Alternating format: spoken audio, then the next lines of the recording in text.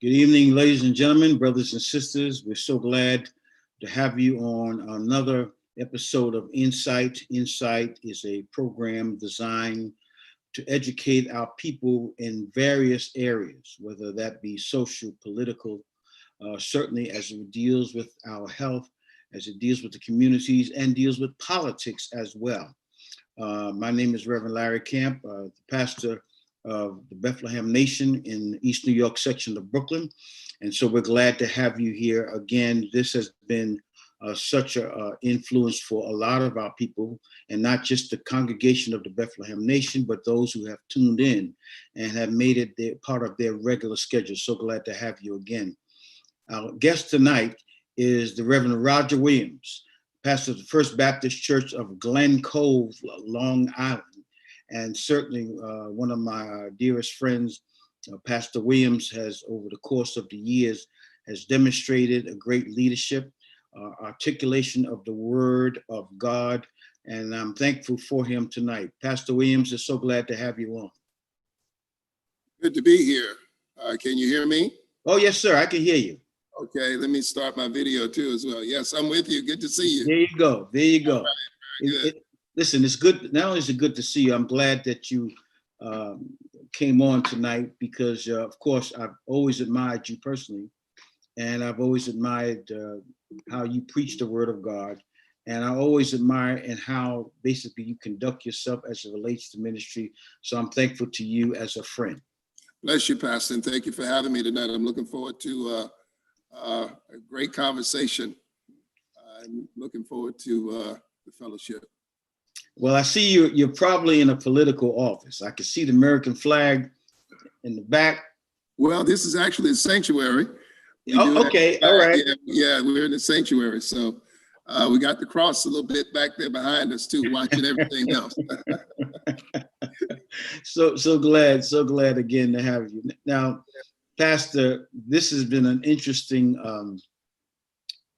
week and a half, and the continuing saga of our nation continues to go. I know that you have your talk show. Just tell our listeners a bit about your show that I was really honored to be a guest of. Tell them about it because I want them to tune in to you as well. Yes, and I would love to have you back again real soon. We do a program called Think About It every Thursday night at 8:30. Yes, sir. And as I've already said, we've had you on there and several of other leaders in our religious community and in the area of politics in our community as well. And we discuss issues that affect us socially, economically, politically, and religiously that might not be a part of the mainstream conversation of church worship. And the show is called Think About It. And the aim, of course, is to get people to think about things because religion is not just for the heart, it's for the mind. And so we do that every Thursday night at 8:30. And we always invite people to join us because we stream live on Facebook. And looking forward to having you with us again, Pastor. Yes. Brothers and sisters, not because Pastor Williams had me and wants to have me again, but please, every Thursday night, please check out Reverend Roger Williams and think about it. And I think that Pastor Williams said a very significant thing, that we see church in a traditional way, rather than to see that we live on this earth, the life that God has given us, and in this country that involves so many things. Now, considering the presidential debate, and everyone reacted differently in some way, and it affected their communities in different ways. What was the response of the people of the community of Glen Cove? Well, it was mixed. You had a lot of people who were Trump supporters, obviously, and people who were supporters of seeing Mr. Biden become president. I think in my community here in Glen Cove, many people took the route of just kind of being silent, being quiet, and just watching as things go because as you probably have seen in where you are, and as we have taken a view of what's going on across the country, this has been a very sensitive, emotional, driven engagement electing a new president, and dealing with the Trump years has been an emotional sensitive times. So some people are just kind of, you know, were a little quiet and stepped back from the fire. But it was mixed. You had people very happy to see Mr. Biden be announced as the president-elect. And then, of course, you have people who are disappointed that Mr. Trump is not being said, being told. It is not being told to us that he is president-elect. And, you know, it's a mixed bag. You know, it's not so much just Trump. Is what you just said a few moments ago, the silence of people. Yeah. I think that's a great concern. Yeah. Which people who feel it's not necessary, that all of it, some of them would think it's a sham. Some of it would think that it's fixed. I mean, we had these discussions what happened in Florida 20, almost 21 years ago with George Bush and Al Gore. So Right. the silence of the people actually speaks volumes. I had a speech teacher that told me that you always have to listen carefully, listen to what people are saying, but listen to what they're not saying. Right. So with the silence of that, that's just as detrimental as even as what they're doing now with Trump refusing to leave office. Right. Well, and you know, one of the things that I want to add to that is that we have a duty, and this kind of leads to what you were going to talk with me about. We've got to educate people about what it means to be a part of the American experience and what it means to forward democracy as something very real for everyone to experience, not just a segment of or a certain group of people in this country, but everyone to have a piece of what the experience of democracy means. And we've got a lot of work to do with that when it comes to educating people. Now, for your personal involvement in local politics, or certainly your affiliation with local politics, how does that affect you personally? Well, you know, I'm very much involved in the Democratic Party here in Glen Cove. I've worked with elected officials and worked with their campaigns. But I am supportive of people being involved regardless of what their party is. I did run for office in 2017 for city councilman. Yeah. I came up short of that. So prior to this election, I was already involved in the process. And I have made it my business to make sure that as I'm involved in politics now, not as a candidate, but as a minister and as a community leader, that I transcend the labels of party and move into the responsibility of the moral agenda that we have to be voices for when it comes to how our politics operate on certain issues. Because the thing that I've tried to do here, Pastor Camp, is get people to understand a lot of these issues that we've been dealing with and a lot of the issues that we've seen in the last 4 years that have come to a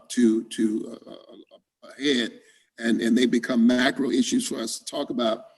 A lot of those issues are not political issues at the beginning.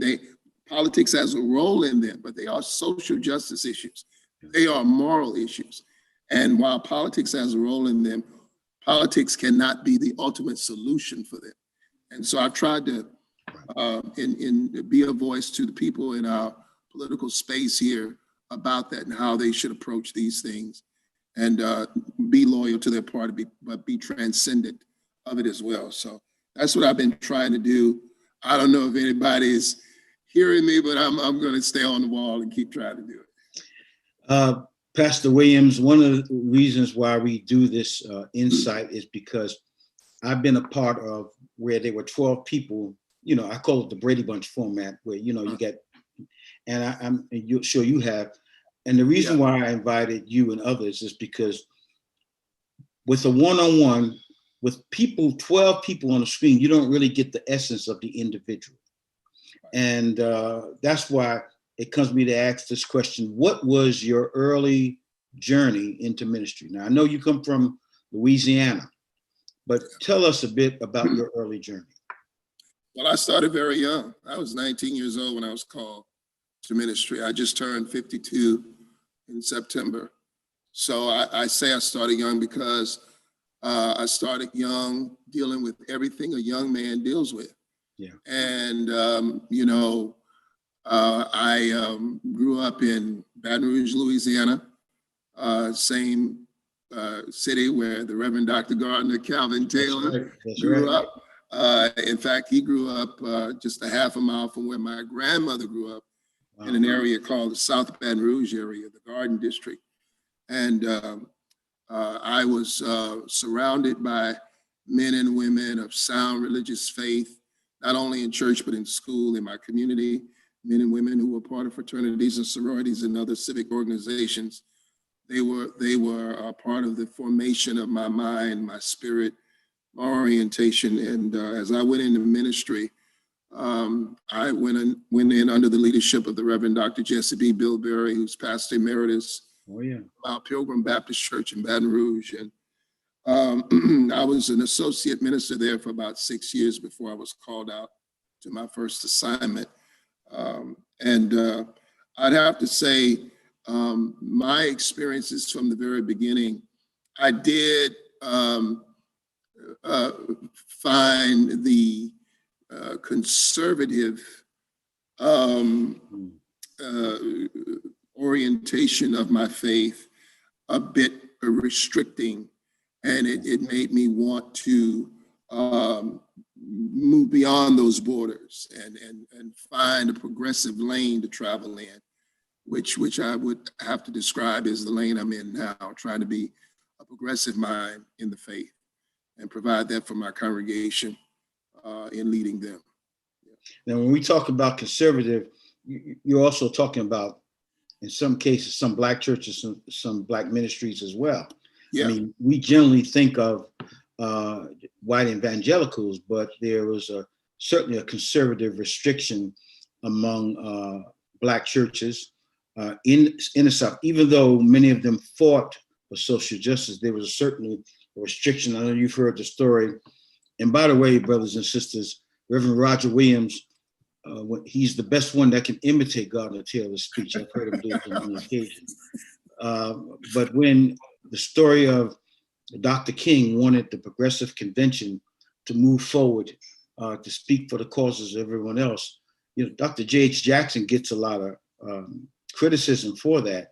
What Dr. Jackson just said to Dr. King is, now is not the time. Right. And I think that for those of us who look back on it, think that Dr. Jackson was restricting King, but in actuality, he probably had a look of the land. But he also had certain political connections, and one of them, Harry Truman.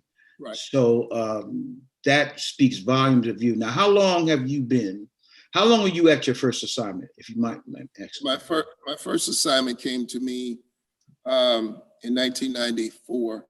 I was there for about a year and a half. I was the assistant pastor of the Macedonia Baptist Church in a place called Plaquemine, Louisiana. Plaquemine. Yeah, and I served there under the Reverend A.L. Jackson, wonderful man who's now gone on to be with the Lord. And I took care of preaching responsibilities and Bible study duties. And then I was called to my first pastorate at the Macedonia Baptist Church in Baton Rouge, Louisiana. And I stayed there for 3.5 years before I was called here to the First Baptist Church in 1999, where I've been here now 21 years, and I've enjoyed my time here. Well, I'm thankful to God I had a chance to meet you.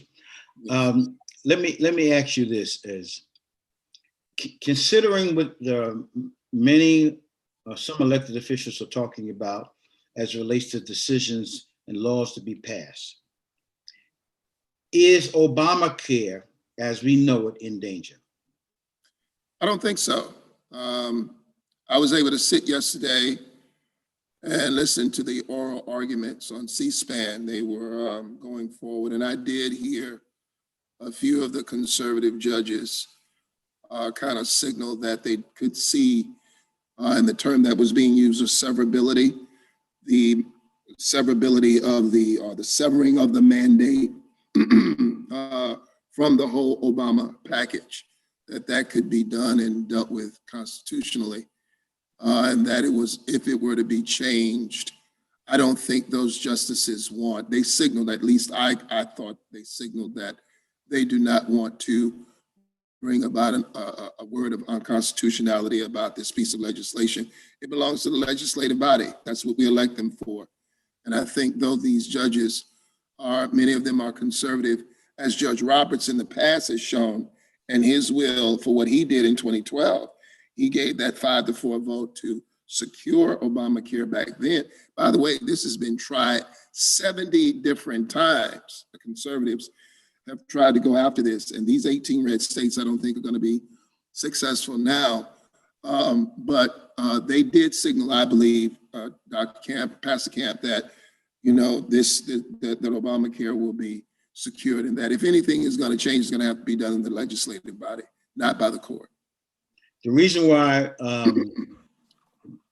Pastor Williams said Dr. Camp and then switched to Pastor Camp is because whenever he calls me, he calls me, he said, Dr. Camp, how are you? And I said, well, I don't have a doctorate, but I have a well-earned undergrad. So I do claim that. Let me ask you this. The so-called second surge, for what they're talking about, how does that affect the communities? Will it be a revisit where people who are not going to take it seriously, or learning from it previously that they may take it more seriously? Well, we've had a hyper politicization of it. Yeah. I don't know if I can say that again, what I just said, but it's basically we people have politicized this virus, and our leadership, the individual at the command of the executive branch, pardon me, has been the culprit in this, and he has been the underwriter to the kind of spirit and mind that people have brought to this matter. Reverend Camp, I hope that it is not going to be a surge that will bring us to another dimension of deaths that are unprecedented, another dimension of illnesses that will overwhelm institutions for healing. I'm praying that there's been some lesson learned, and with the election of Mr. Biden as president and his task force, I think there's going to be a more vigorous step forward to bringing about a national voice, a unifying voice on how all of us deal with this. But we're up against time. The flu season's here, and the surge seems to be already at the door. So it just depends on timing and getting through these critical months. I was thinking that since Obama had things in place prior to the pandemic, that they already were ready to deal with it. And then, of course, Trump won. I wondered if Biden would bring in some of those same people who were working on it before, that would at least arrest the situation that they feel is coming. Right. So now let me after, as people were excited about the election, I'm talking about they were excited both ways. Some people were excited with anger. Some people were excited with glee. Now, let me just speak to the point of people excited but glee, where some people said, well, he's out. Anything is better than him. But the question now is, after the election, now what? Well, I'm glad you asked that question, because one of the things that I've already tried to convey to our congregation starting last Sunday is that the expectation we have from the President of the United States sometimes can be unreasonable. And I saw that during the Obama years. We were looking for things from him that probably was not within his purview to perform as president. Some of the matters that we are looking at and we see as issues that need to be addressed start at the grassroots level. To answer your question, what's next? I pray and hope with minds like yourself and others, we can begin anew and with a fresh motivation to begin organizing at the grassroots level get organized where we get registered voters around these issues that are so important to us, and go to our local elected officials, go to the people in our municipalities, our state, and those who represent us in the US Congress, and then say to them, listen, I've got 200 registered voters around this issue. That's how you move the needle with elected officials, because the one thing that they desire after they get your vote and get in office, there's only one thing that's more important than your vote to get them in office, and that is to get your vote so they can go back to office.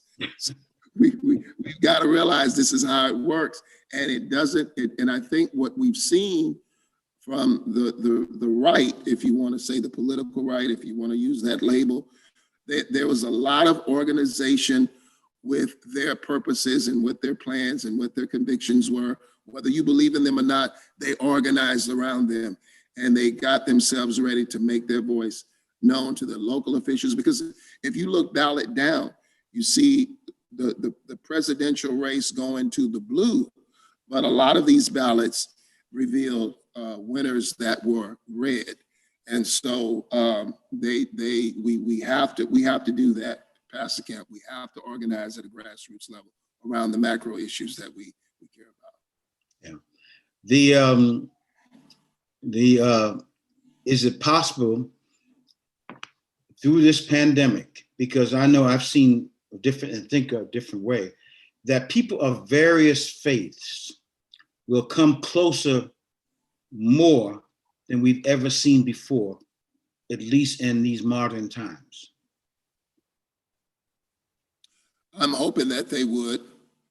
I would like to say here in Glen Cove, I've enjoyed a relationship with individuals in our faith communities that has been of an interfaith nature, where we've been able to find common ground, though the names we use for God, or the way that we worship, or the kind of emphasis that we bring to something or don't bring to something, we've been able to come away from those and find common space on the issues that affect us all.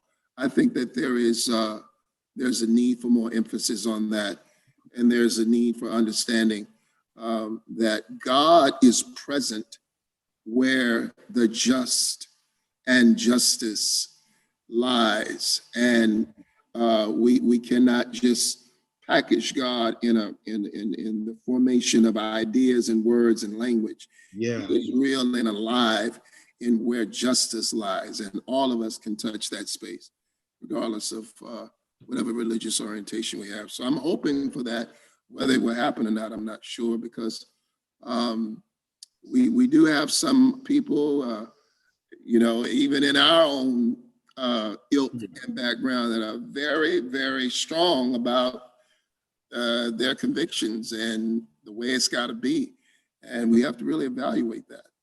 Well, I'll say it, Pastor, if you won't. There were many in our faith that would damn people to hell. Yeah, right. If they weren't Christians. That's right. They were all going to hell. Right. And which made us kind of a mean-spirited, faith-based people. That's right. But then again, that's what their predecessors were taught. Right. I grew up under that. Yeah. That if Jesus ain't the source, you're going to hell. Right. And basically, a lot of the anger that took place in our faith came from the writings of Paul. Not that Paul was angry, but came from, because Paul was very, for instance, Romans 16, chapter 17, verse, where Paul writes that beware of those who cause obstacles and divisions. Yeah. From such have nothing to do with them. Right. And that's an Old Testament language, coming from the Apostle Paul. Right. But they were really speaking of people who were in the faith, not out of the faith, right, who could cause division among the believers. So that's a scripture I don't hear quote much, Pastor Williams. Yeah. Neither do I hear it preach much, but that's a subject for another day. Now, let me say this. How do you see the future of housing in this country, particularly in the New York area, particularly even where you are, of how housing is going and how will it affect us? So it's going to be a large Herculean task to make it affordable. And what affordable is continues to be so fluid that we cannot really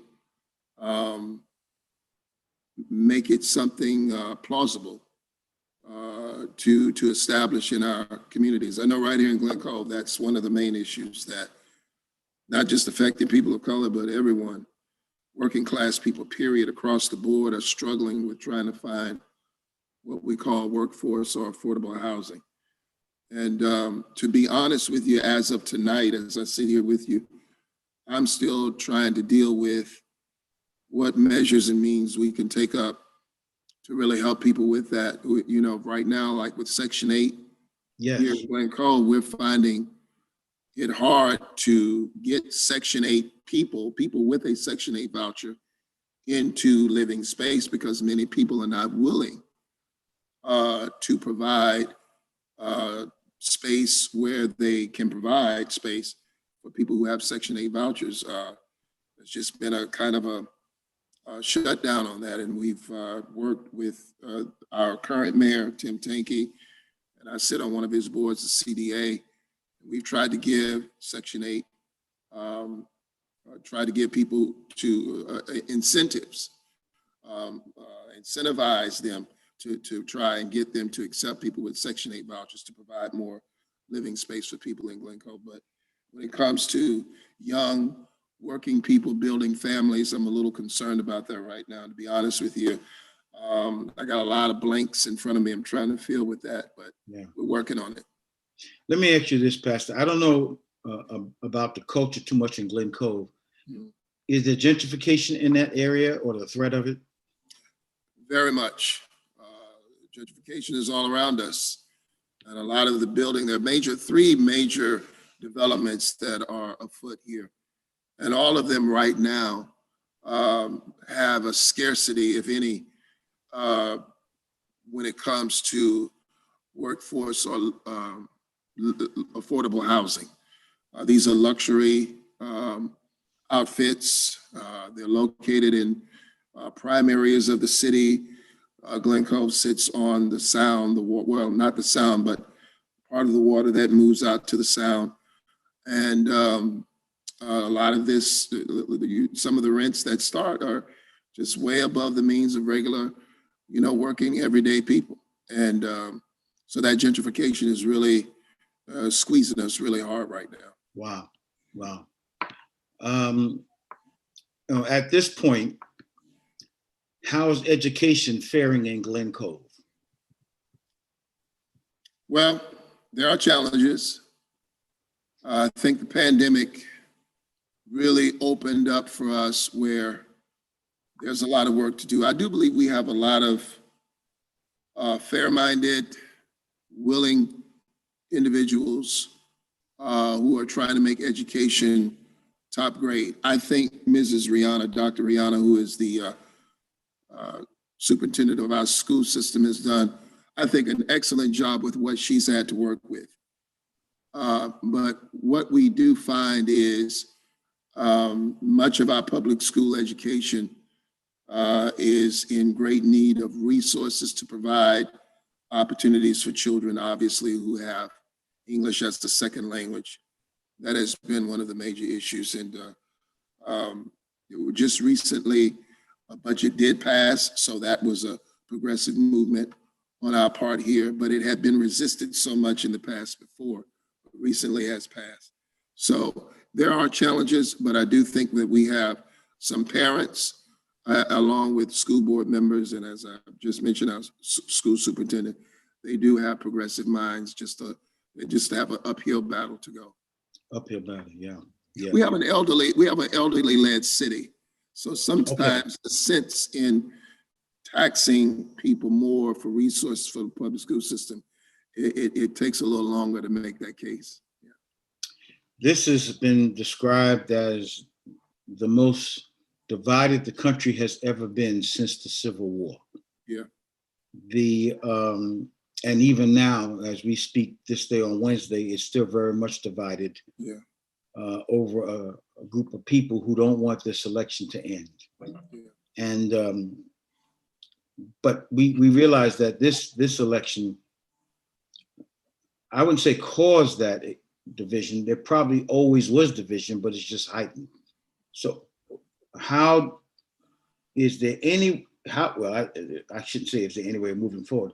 It's really, the real question is, how does the nation move forward or want to move forward, even with differences, to come together?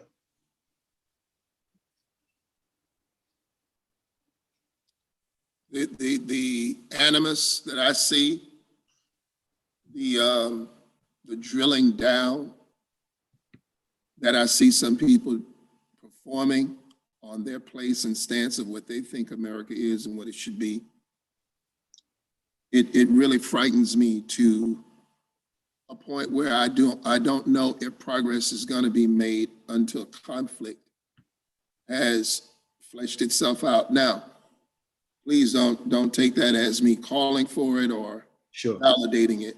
I just don't see how right now we can have a rational discussion about some of the macro issues in our country that we've tried to have, we were given a chance to have, especially in the wake of George Floyd. I think you and I talked a little bit about it by phone, and then you were on my show, and we talked about how this was an opportunity for the nation to have a substantive conversation about a problem that really defines this country. This country was defined on a racial caste system. And we do not seem to have the people in place or the venue or I don't know what else to say, to bring about a substantive ongoing education that will provide education, that will provide redress of racist policies that basically exist out of the root, that find its root in the soil of the legacy of white supremacy, i.e. slavery, i.e. segregation in the South, and de facto segregation in the North. These racist policies that are in criminal justice, racist policies that are all around in hiring practices in the way that we lend, I don't know if conflict is avoidable, can be avoided. The nation seems to not be broken enough about this to get to the bottom of it. This is where my prayers are fervent, because I sometimes sense that we're going to have to know something worse before we can see something better.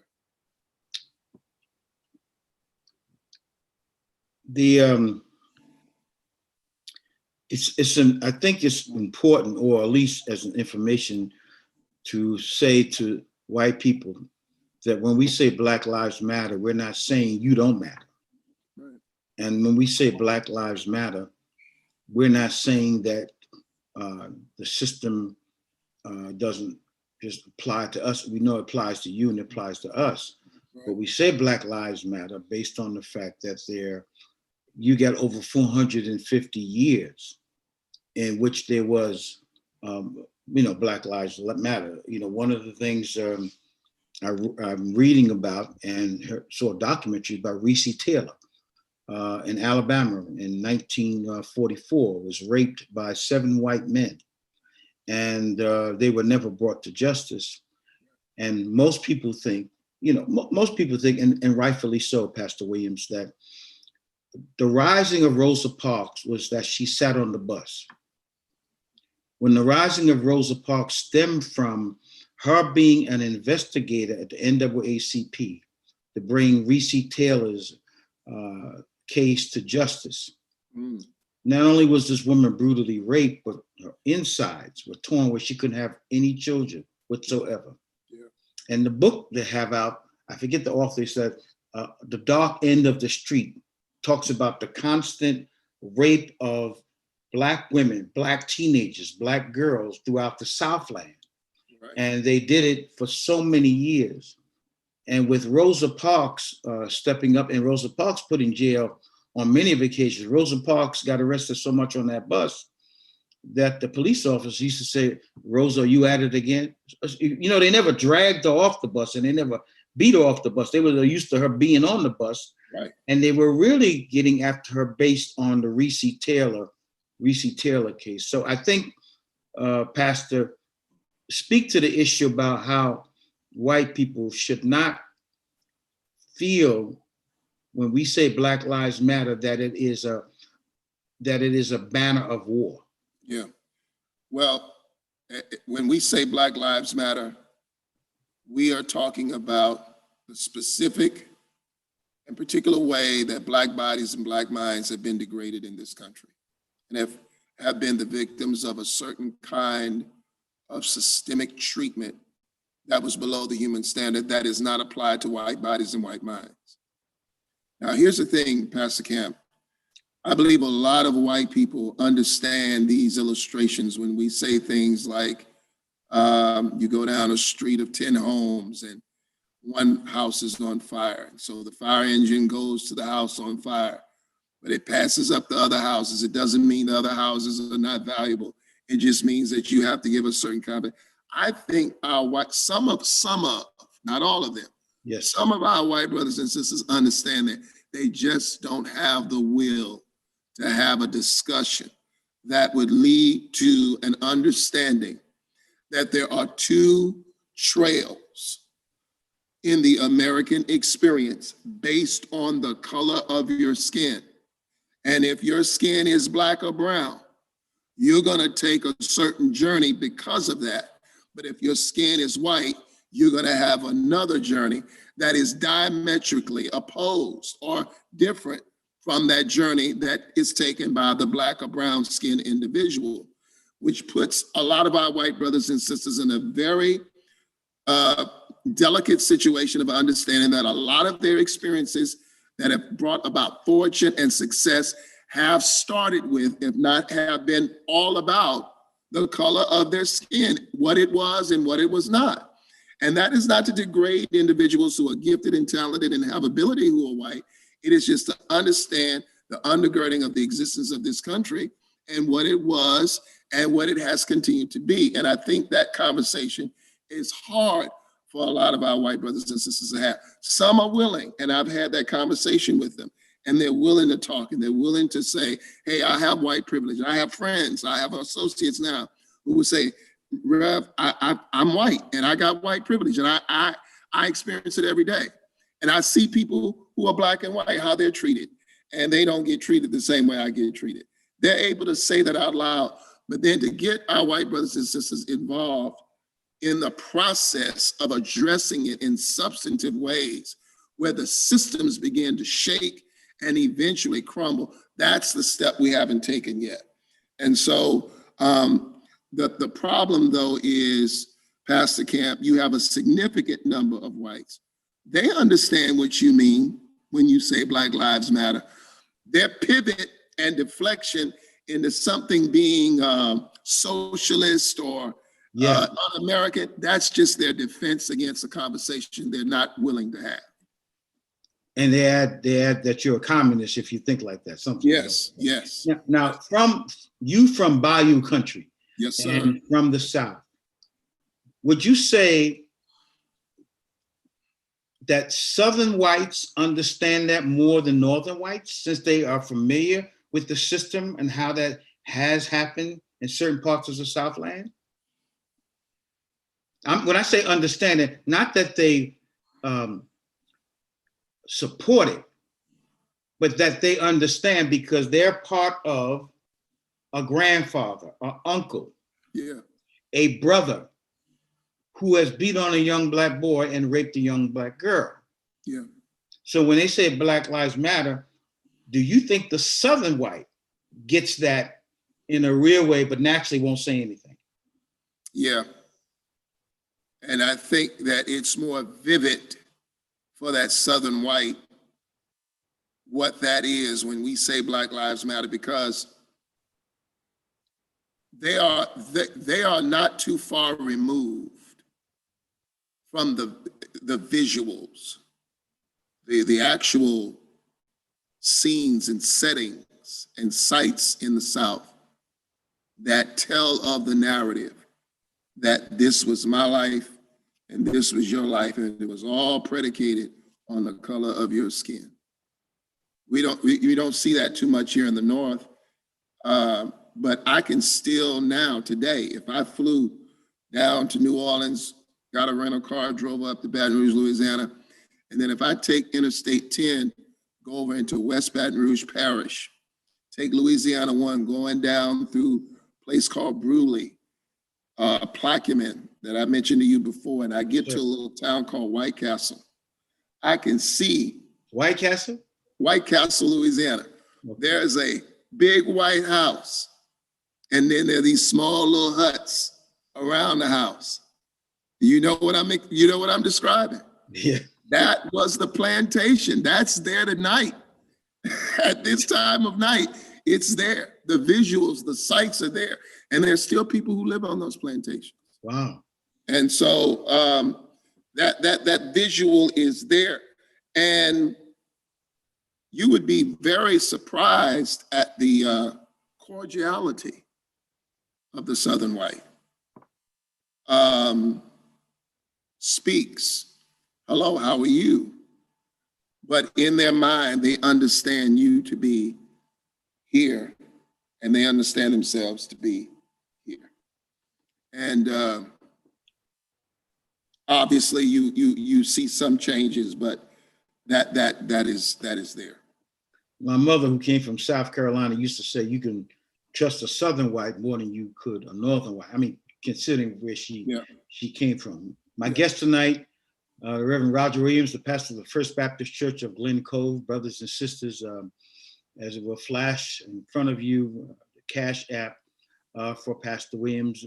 As we continue to talk, you can be certainly a gift to him by certainly giving to that Cash App, and we want to be able to bless Pastor Williams. Now, I want to ask you this, Pastor, because obviously you're a reader.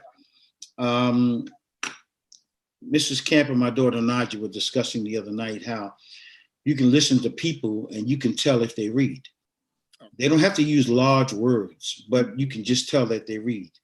What books that would you recommend for people to read, those who are watching this on tonight? Yes.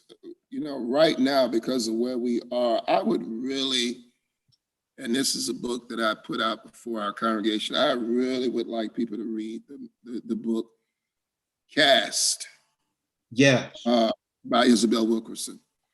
One of your guests, Dr. Gary V. Simpson, he was on with you a few weeks ago. He alerted me to this book. And actually, he called me on the phone. He said, Roger, you need to read this book. And when he says it like that, I knew it was something I needed to do. And I understood why he talked about it. There's just some things in that book we need to be able to see how she puts it, and then be able to talk about it with our white associates and with our white friends. I would strongly recommend the book Cast, The Origins of Our Discontent by Isabel Wilkerson. And how do we... That's spelled C-A-S-T-E, is that correct? Yes, that's correct. C-A-S-T-E, The Origins of Our Discontents, Isabel Wilkerson.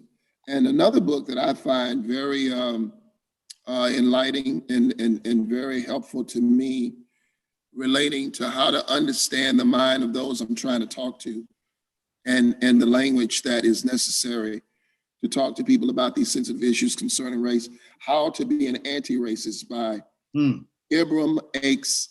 Kendi, I think is his last name, Ibram X. Kendi. He does a wonderful job on that. I'm enjoying right now, by way of some devotion, sermons on the parables by Howard Thurman. I'm smiling because I knew when I mentioned that name, you would light up at that. Yes, sir. But Howard Thurman, I'm enjoying that a little bit. Sermons on the parables of Jesus Christ. And one other book I would mention, and we've talked about this, brother, before, James Cone. Yes, sir. Also, The Lynching Tree, I think, is a very good read for a lot of people to understand the understanding of the lynching tree in relationship to the cross. And I would recommend those pieces to read. Yeah. James Cone literally parallels the lynching of Black people right with the crucifixion of Christ. Yes, sir. Yes, sir. And on a cross, and a wooden cross, and a cross that couldn't be a cross unless it came from a tree. That's right. So you're absolutely right. That's one of what James Cone has done a tremendous good work over the course of the years. When I first met Mrs. Camp and went to her place to visit her, one of the first book I saw was For My People by James Cone. So she had already had that in her library. She knew about James Cone before I did, Rogers. That's how you knew she was your wife to be. That's how I knew, right? Now, Pastor, in your closing remarks, even though we talked about the whole thing, Obamacare, give us your assessment of healthcare. And I mean healthcare not only with seniors, disabled children, people who can't really function physically like they would want. Give your assessment of healthcare in this hour to which we are living in. Well, my assessment of it is obviously, I feel like a nation, as a leading nation in the free world, we need to look at making sure that our nation does not leave people behind at the right to the opportunity for the best health that they can provide or that they can attain or to get. I think we still have a country today that does not understand or see that proper health care, proper health for all, it should be for all. It should not be for the selected few or for the rich who can afford it. I think as a nation in the free world, leading the free world, we need to have an understanding in this country, an understanding that is embraced by the citizens and able to be seen by the citizens, that this nation will allow for an individual to have health care and proper health as a right and not just as a privilege for people who are still working on that. I'm praying and hoping, and this is one of the areas I think we're going to be challenged in, Pastor Camp, and you and I, and perhaps you may have a more progressive step on this than I will, but we're going to be dealing with some unprecedented times in dealing with the mental health of our congregants and people in our communities because of COVID-19, and that issue is already underfoot. We're hoping that with President Biden and the new leadership that we have on the horizon and the future leadership that will come, that we'll have a creative force in the way we do politics related to healthcare and our advocacy for healthcare that will do something really substantive to address the mental health issues that are already afoot, and of course, mental health issues that are going to be particular and specific to Black and brown people, because we still, listen, we still today disproportionately are dealing with Marvin Gaye's inner city blues. And we are dealing with some stuff, I almost said something else, but we dealing with some stuff that's just unique to Black folks. So that's what I'm hoping that we'll be able to do, is to really have some progressive steps to address mental health issues. I want to thank our producers, Reverend Derek Jackson, Minister Linda Atkinson Kendall,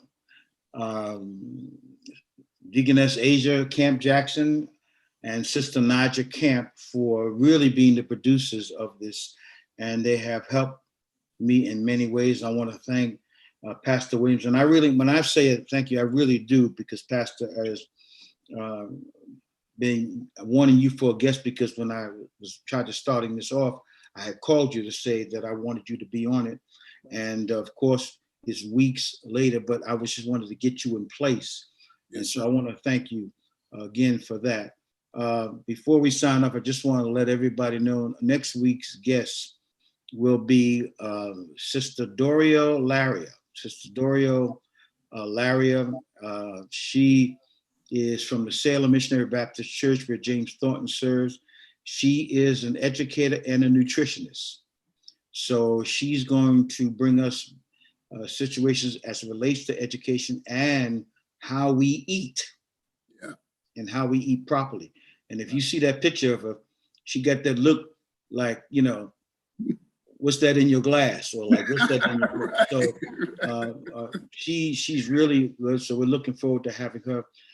Pastor Williams, thank you so much.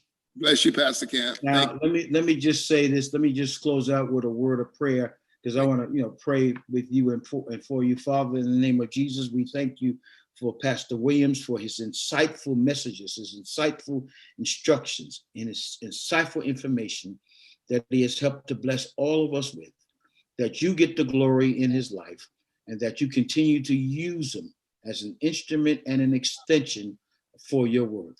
In Jesus' name we pray. Amen. Amen. God bless you, Pastor. God bless you, ladies and gentlemen. God bless you. Thank you, Pastor Camp, and bless everyone in the Bethlehem Nation. God bless you. Bless you, man. Be All well. right.